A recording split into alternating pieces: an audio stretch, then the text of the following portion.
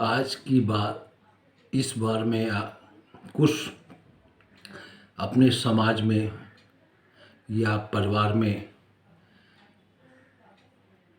जानकारी आप लोग को देने जा रहा हूँ।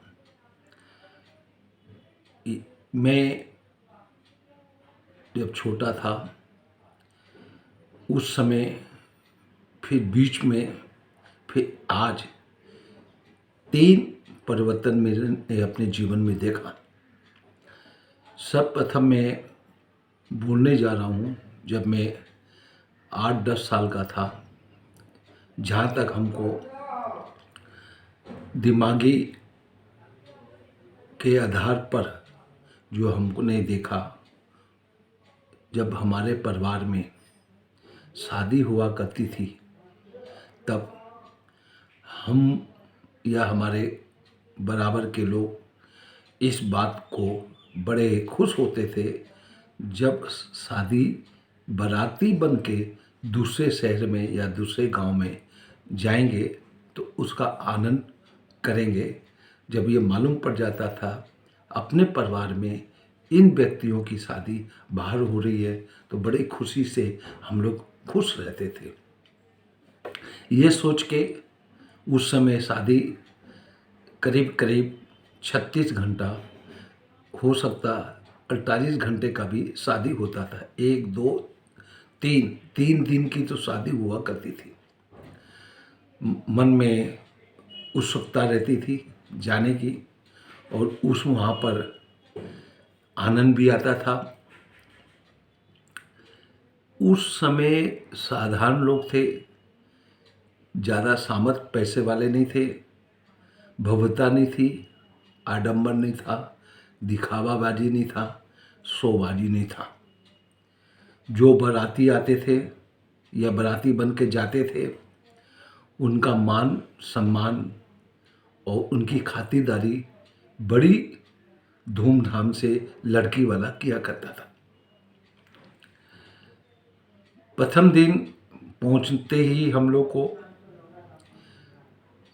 चाहे वो धर्मशाला में रुका रहा है, चाहे किसी स्कूल के पाठशाला में रुका रहा है, उस समय के अनुसार जो साधन होता था उस हिसाब से हम लोग की व्यवस्था बाराती लोग की जाती थी। कहीं पर दरी बिछी रहती थी, कहीं पर खटिया बिछी रहती थी, कुआं भी रहता था। बाराती लोग को सम्मान के हिसाब से खातिरदारी उस समय के हिसाब से बहुत ही अच्छी ढंग से की जाती थी। तो सुबह का नाश्ता मिलता था, दोपहर का खाना मिलता था, फिर शाम को हम लोग सज धज के कपड़ा पहन के बाराती बन के लड़की वाले के यहाँ जाते थे। इतना नाच गाने का भी प्रोग्राम नहीं था, बाजा बजते थे। बाजाओं के द्वारा या ढोलक के द्वारा जो भी उसके द्वारा हम लोग लड़की वाले के यहाँ पहुँच गए। हम बाराती लोग के लिए इत्र छिड़कना एक शोभा के लिए होता था। सास आती थी, जमाई का या दूल्हे का रस्म करके एक स्थान में दूल्हा को बैठा दिया जाता था। लड़की घूंघट की प्रथा थी, घूंघट के ओट में आती, उसके संग 4-6 सखियां होती थी।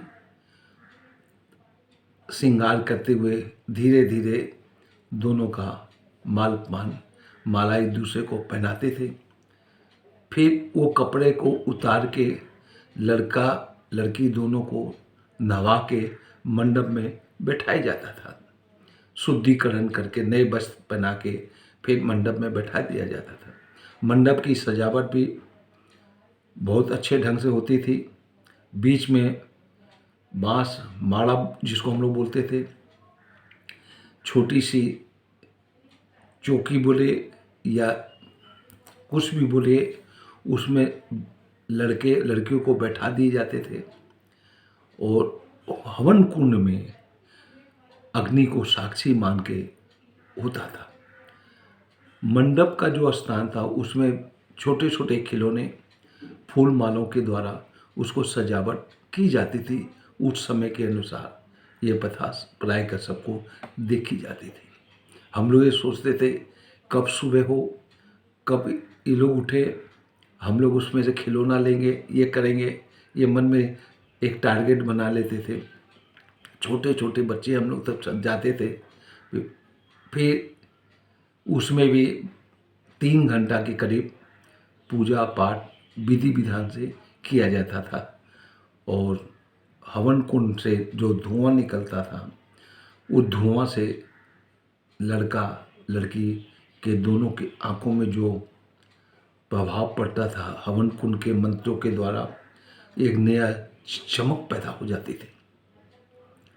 फिर उसके बाद कुछ औपचारिकता के हिसाब से, हंसी के हिसाब से, मजाक के हिसाब से लड़की वाले के बुजुर्ग लोग लड़के वाले को व्यंग में, ताने में, गाली के रूप में कविता सुनाती थी, भजन गाती थी। लड़के वाले भी उसका जवाब उसी ढंग से दिया करते थे। बाराती लोग के लिए जो भी बाराती होता था उसमें मूडाचार बोलते थे, पलंगाचार बोलते थे, कंगन जुआ होता था। ये एक एंजॉयमेंट का तरीका होता था। लड़के के पिता को चौकी में बैठा दिया जाता था। जो लेडीज़ का जो सामान होता था, साड़ी है, बिंदी है, पायल है या नेल पॉलिश है, मेहंदी है, उसको लड़के के पिता को सजा के दुल्हन बना दिया जाता था, यानी सास के रूप में उसको। उस समय न तो लड़कियों का और न ही औरतों का बाहर की बारात में जाने का प्रचलन था। प्राय के सब जेंट्स ही जाया करते थे। जो बुजुर्ग लोग होते थे वो अपने हिसाब से शादी का रीति रिवाज करते और करवाते थे। जितने बाराती होते थे उनको बैठा दिया जाता था। लड़की के पिता टीका करके 2 रुपया या 4 रुपया उस समय दिया जाता था। कोई सामर्थ्यवान व्यक्ति होता था या थाली दे दिया या गिलास दे दिया या कोई और ज़्यादा सामर्थ्यवान होता था, कोई उसी हिसाब से अपना बाराती को सबको गिफ्ट दिया करता था। फिर कंगन जुआ होता था। लड़का लड़की एक दूसरे के मूली का बंधा को खोलते, सुपारी रख दी जाती थी, मुट्ठी बांध के एक दूसरे को पीटते और एक थाली में दूध डाल के, पानी डाल के उसमें एक प्रकार का खेल होता था। ये सब हम लोग को देख के बड़ा आनंद आता था। जब लड़की विदा होती थी घूंघट के ओट में, परिवार के लड़की वाले सब के आंसू से आंसू निकल जाती थी। लोग रोते थे। यहाँ तक बगल वाले पड़ोसी के भी आंखों से आंसू निकल जाया करता था। ये सब ऐसा होता था। इसी प्रकार परिवर्तन होता गया, समय बदलता गया। आज का जो समय जो है, उस समय न तो ज़्यादा फोटोग्राफी होती थी, न आडंबर होता था, न शोबाजी होता था। सिर्फ जो बाराती जाते थे 25, 30, 40, उनकी खूब स्वागत समारोह किया जाता था। आज भव्यता से होटल में रुकाना, कोई काम नहीं करना, सब हाथ में हाथ डाल के बैठे रहते हैं। 20 लाख रुपया खर्चा कर देते हैं, खाना पीना सब हो जाता है, लेकिन उन बाराती लोग को कोई भी सम्मान, कोई भी मान, कोई भी गिफ्ट इस प्रकार की लड़की वाला नहीं देता। आज के समय में 2 काम बहुत होता है। पहला तो खूब तो फोटोग्राफी हो जाती है, इवेंट चल जाते हैं, भिन्न भिन्न प्रकार का आयोजन हो जाता है नाच गाने में, और खाने पीने की इतनी वैरायटी हो जाती है, फोटोग्राफी खूब जोर से होता है। ये 3-4 काम, होटल में रुकाना, फोटोग्राफी कराना, नाच करवाना और इवेंट के द्वारा भिन्न भिन्न प्रकार का कार्यक्रम को करवाना, लाखों लाखों रुपया खर्चा हो जाता है। लेकिन जो बाराती होते हैं उनको उस प्रकार का जो सम्मान और जो गिफ्ट दिया जाता था वो आजकल नहीं दिया जाता। धीरे धीरे परिवार में क्या, अपनी सगी बहनों के क्या, अपने सगे चाचा ताऊ को क्या, इनको जो मान सम्मान से परिवार वाले बुजुर्ग के नाते कुछ न कुछ उपहार दिया करते थे, वो भी देना बंद हो गया। अब लिमिट के वही लोग को उपहार दिया जाता है जो उनके करीबी होते हैं या उनके कुछ परिचय वाले लोग होते हैं, चाहे व्यापारी वर्ग हो चाहे मित्रगण हो, उन्हीं को पहले फैसिलिटी सुविधा दी जाती है। परिवार के लोगों को धीरे धीरे कट हो गया। आगे आने वाले समय में इस प्रकार की जो परंपरा चली आ रही है उसको ध्यान में रखते हुए सिर्फ मिडिल क्लास या लोअर क्लास सिर्फ यही करेगा, एक सिंपल से जगह में जाके शादी ब्याह करके और वहीं से देना लेना एकदम ख़त्म हो जाएगा। न तो लड़के के माँ बाप को कुछ मिलेगा, न लड़के अपनी बहन, अपने जीजा, अपने भतीजी, अपने चाचा, अपने बुआ को कोई भी गिफ्ट नहीं देंगे। सिर्फ शादी में आओ तो बहुत बढ़िया, नहीं आओ तो बहुत बढ़िया, बढ़िया से होटल में रुका देंगे, फ़ोटो खिंचवा देंगे, नाच गाने का प्रोग्राम हो जाएगा, भिन्न भिन्न प्रकार की सैकड़ों वैरायटी खाने की हो जाएगी। लेकिन जो शादी के समय उत्सव और उपहार दिया जाता था वो धीरे धीरे बंद हो जाएगा। पहले 3 दिन की शादी होती थी, उसमें सजन कोट अलग होता था, जूटन का अलग होता था, जमाई का मित्रगणों के संग खाना अलग होता था। अब मुश्किल से 3 घंटा में शादी होती है। जो फेरा में 3 घंटा लगता था बैठने में, आज 1 घंटा में काम होता है। आधी घंटा में फेरा में काम करके उठ जाते हैं। तो इन 3-4 परिस्थितियों को हमने जो देखा, उसके आधार में आगे आने वाले समय में ये होता है कि कोई भी परिवार के व्यक्ति को देना लेना एकदम बंद हो जाएगा और जो लड़की वाला लड़के वाले का उपहार देता था वो भी बंद हो जाएगा। सिर्फ शादी में आओ, खाओ पियो और चलो, न लेना न देना। ये धीरे धीरे आगे आने वाले समय में ये सब बंद हो जाएगा। जो हमने देखा, जो आज हो रहा है, उसके आधार पर मैंने ये एनालिसिस किया कि अब आगे आने वाले जो बच्चे हैं उन्होंने ये सब चीज़ नहीं देखा। जैसे हमारा लड़का है, उसके बच्चे की शादी हो, वो तो नहीं देखा। अब उनके बच्चे की जब शादी होगी वो अपने पिता से समय के हिसाब से नहीं देखे। तो ये जो 40 साल के बाद या 35 साल के बाद या 50 साल के बाद ये जो गैपिंग हो रहा है, उसके आधार पर मैं ये एनालिसिस किया कि आगे आने के बाद आगे आने वाले समय पर ये सब चीज़ खत्म हो जाएगी।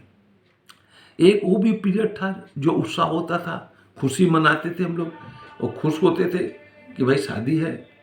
10 दिन 15 दिन पहले से उत्सव होता था, हर घर में चेहरे पर होती थी, खुशी का माहौल बना रहता था। आज वो नहीं है। आगे आने वाले समय में जो आज है वो भी बिल्कुल नहीं रहेगा, ज़्यादा से ज़्यादा होगा, क्योंकि आदमी का परिवार नहीं है, संगठन नहीं है, हैंड्स नहीं है। आजकल क्या है, हाथ में हाथ रख के जाते हैं, ऑर्डर दे देते हैं, 20 लाख रुपए खर्चा हो जाता है। धर्मशाला में होटल में रुकाना है, रिसोर्ट में रुकाना है, वहाँ पर तो उच्च कोटि की धारणा के हिसाब से, जाने के हिसाब से वहाँ पर खर्चे तो खूब कर देते हैं। लेकिन जो शादी में, घर में, परिवार में बाराती लोग को उस प्रकार का उपहार नहीं दिया जाता है। कोई सामर्थ पहले होते थे, कोई चांदी का गिलास दे दिया, चांदी के कटोरी दे देते थे, या कांसे का बर्तन दे देते थे, या पीतल का परात दे ऐसे देते थे। बहुत सी ऐसी चीज़ है हमारे यहाँ रीति रिवाज। शादी के समय में लड़की वाला गूना देता था, मगध का लड्डू देता था, माड़ी देता था, और भी सामान उसके संग में आता था। ये सब बंद हो गया। सिर्फ खाली एक दिखावाबाजी, शादी एक दिखावाबाजी रह के लाखों करोड़ रुपया खर्चा कर देते हैं। लेकिन ये जो पहले पैसा नहीं था लोगों के पास, लेकिन उत्साह, उमंग और उसका जो वो एक दूसरे को सम्मान मान देना वो ख़त्म हो गया। ये प्रथा आज हो रही है, आगे आने वाले समय में दिन प्रतिदिन इसमें गिरावट आएगी। क्योंकि किसी के यहाँ परिवार में हैंड्स नहीं है, सिर्फ एक बच्चा पैदा करते हैं, या तो लड़का हो या तो लड़की हो, वो कहीं पढ़ लिख के कहीं लंदन में है, अमेरिका में है, कहाँ जा रही है, न तो उनके शादी में कोई आना चाहता है, न बुलाना चाहता है। इस महंगाई के समय में जो कहीं प्रदेश में घर के रिश्तेदार जो रहते हैं, उनको आने में संकोच रहता है कि यदि हम जाएंगे तो आने जाने में मेरा 20,000 रुपया खर्चा हो जाएगा। देना लेना करना सामने वाला कर रहा है, लेकिन जो जिसके यहाँ शादी है उसके बदले में वो 10 पैसा भी उसको उपहार नहीं देता है, तो कहाँ से लोग शादी में आना कहानी करेगा। बोलने से कोई फ़ायदा नहीं, क्रिटिसाइज करने से कोई फ़ायदा नहीं है। आगे आने वाले समय में ये सब चीज़ को देखते हुए ये परंपरा बंद हो जाएगी। सिर्फ लड़का लड़की आपस में कोर्ट में जाके शादी कर लेंगे, पार्टी दे दिया, एंजॉयमेंट कर दिया। जो विधि विधान से जो उत्साह शादी का एक महत्व होता था, वो हमारे हिंदू सनातन धर्म में लुप्त होने की संभावना बनी हुई है और बन रही है। आगे जाके इसका अंत होगा। यहीं पर मैं अपने बातों को विराम देता हूँ। मेरी बातों को यदि आपको अच्छी लगे, इसको सब्सक्राइब कीजिए, इसको फॉरवर्ड करिए और लोगों को इसकी जानकारी दीजिए। मैं इसीलिए बार बार कहता हूँ, मैं भारतीय हूँ, मैं इंसान हूँ, मैं ऋषियों की संतान हूँ। न धर्म से, न जात से, न पात से मैं कोई उस पर ध्यान ही नहीं देता हूँ। सिर्फ उस परम परमेश्वर परमात्मा के इस जगत में जो भी हैं सब उनके अंशी हैं। मैं सबको नमन करता हूँ, सबको मैं नमस्कार करता हूँ और बड़े को मैं प्रणाम करता हूँ। ये मेरे अपनी मन की विचार को मैं बोला।